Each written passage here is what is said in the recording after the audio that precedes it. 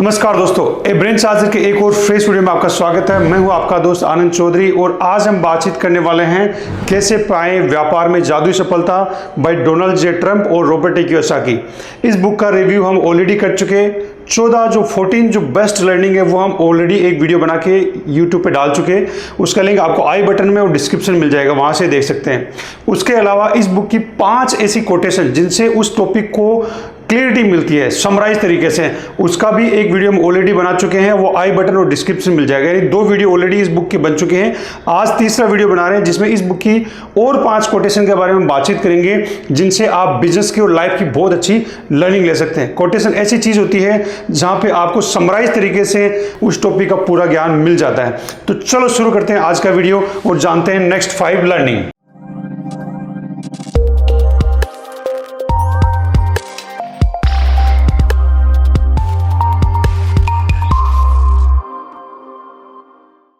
आगे जो 5 कोटेशन और बताए गए हैं बहुत ही अच्छे, उनमें जो चीज सिखाई है वो है कि कभी हार न मानना और कभी सीखना न भूलना। यानी कभी भी हार नहीं मानो। कोई भी आपने देख लिया कि आपका पैशन ये है, आपका मिशन ये है, आपको इस तरफ आगे बढ़ना है, तो इसको कभी भी हार नहीं मानो।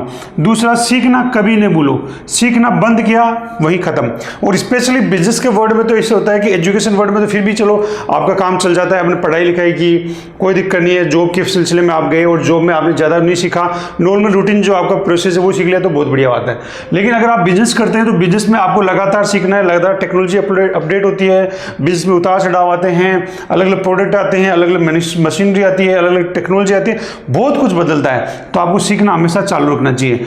प्रतिदिन एक नई चीज अवश्य सीखे। यानी आपको डेली एक नई चीज सीखनी है। कि जैसे कि कल रात को मैं वीडियो एडिट करा था व्लॉग, और व्लॉग एडिट करते करते मेरे सामने कुछ वीडियो आए, मैंने वो वीडियो देखे, बहुत अच्छी उनमें लर्निंग थी। वो वीडियो मैंने मेरी टीम को भेजे कि आपको भी ये चीजें सीखनी चाहिए, बहुत अच्छी चीजें हैं। तो आपको एक चीज भी अगर आप डेली नई चीज सीखते हैं, आपको लगना चाहिए कि यार ये चीज मुझे पहले पता नहीं थी, आज मैंने सीख ली है, तो आपका बिजनेस और आपका जीवन बहुत बड़ी सफलता की तरफ आगे बढ़ सकता है। उसके बाद में जो दूसरा पॉइंट है, एक कंपनी के लिए उसका ब्रांड किसी व्यक्ति की ख्याति की तरह होता है। जिस तरह से एक इंसान की ख्याति होती है, जैसे एग्जांपल एक हीरो होता है, एक राजनेता होता है, एक कलाकार होता है, उसकी जो ख्याति होती है उसके नाम से, वैसे ही एक किसी कंपनी के लिए उसका ब्रांड नेम होता है, वो उसकी ख्याति होती है। जैसे कि एग्जांपल एक BMW है जो ब्रांड नेम है ना, और वैसे ही Amazon है, वो एक ब्रांड नेम है। तो वो एक इंसान की ख्याति की तरह है। आपको यह ख्याति मुश्किल कार्यों को अच्छे ढंग से कर पाने के लिए मिलती है। जेफ बेजोस जो Amazon के फाउंडर है, उन्होंने ये चीज बोली है, इसको इस बुक में दिया गया है और बहुत अच्छी चीज बताई गई है कि ब्रांड नेम बहुत इंपॉर्टेंट होता है। हमेशा आपको अपना ब्रांड नेम बिल्ड करने में फोकस करना चाहिए। क्या होता है कि मुश्किल कार्यों को अच्छे ढंग से करने से ही मिलता है। जैसे एग्जाम्पल BMW की बातचीत करें तो BMW की गाड़ियों की अगर फिनिशिंग देखेंगे, उनका इंजन देखेंगे, सब कुछ देखेंगे, तो क्या लाजवाब चीज आती है। उसके अलावा जैसे Amazon है, तो Amazon ऑनलाइन सेलिंग प्लेटफॉर्म में Amazon है, अलीबाबा है, तो ये बहुत ही बड़े ब्रांड बन चुके हैं। लेकिन उन्होंने क्या कि मुश्किल कार्यों को, जैसे कि BMW ने इस तरह के सुपर कार्स की सेगमेंट में एक अपनी अलग पहचान बनाई है, Amazon ने ऑनलाइन शॉपिंग में एक अलग पहचान बनाई है। तो उन्होंने उस मुश्किल कार्य, तो Amazon से पहले अगर सोचें तो आज कितना बड़ा वो सेटअप के द्वारा प्रोडक्ट लोगों तक पहुंचाते हैं, तो वो मुश्किल कार्य को उन्होंने आज आसान में, आज वेबसाइट आप देखोगे तो बहुत अच्छी लगेगी, लेकिन पहले की Amazon की वेबसाइट देखोगे तो आपको अजीब सी लगेगी।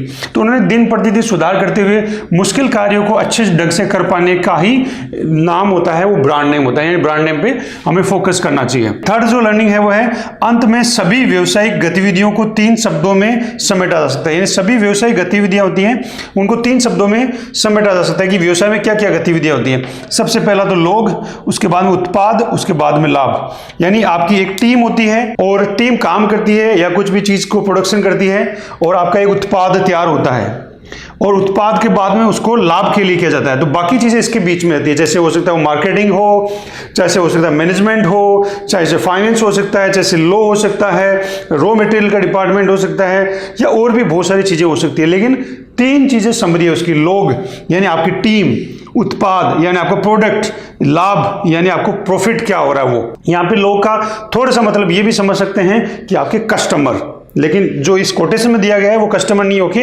आपकी टीम के बारे में बताया गया है। क्योंकि यदि आपके पास एक अच्छी टीम नहीं है तो आप अन्य दो तत्वों के साथ ज्यादा कुछ नहीं कर सकते। यानी आपके पास उत्पाद बहुत ही बढ़िया है, टॉप क्वालिटी का उत्पाद है, आप प्रॉफिट भी जनरेट कर रहे हो मान लो, लेकिन आपके पास टीम ढंग की नहीं है तो धीरे धीरे ये प्रॉफिट का जो स्केल है डाउन जाता जाएगा। प्रोडक्ट एक बार तो हो गया, बन गया, लेकिन आगे नेक्स्ट इनोवेटिव प्रोडक्ट आप कैसे बनाओगे बिना बेहतर टीम के।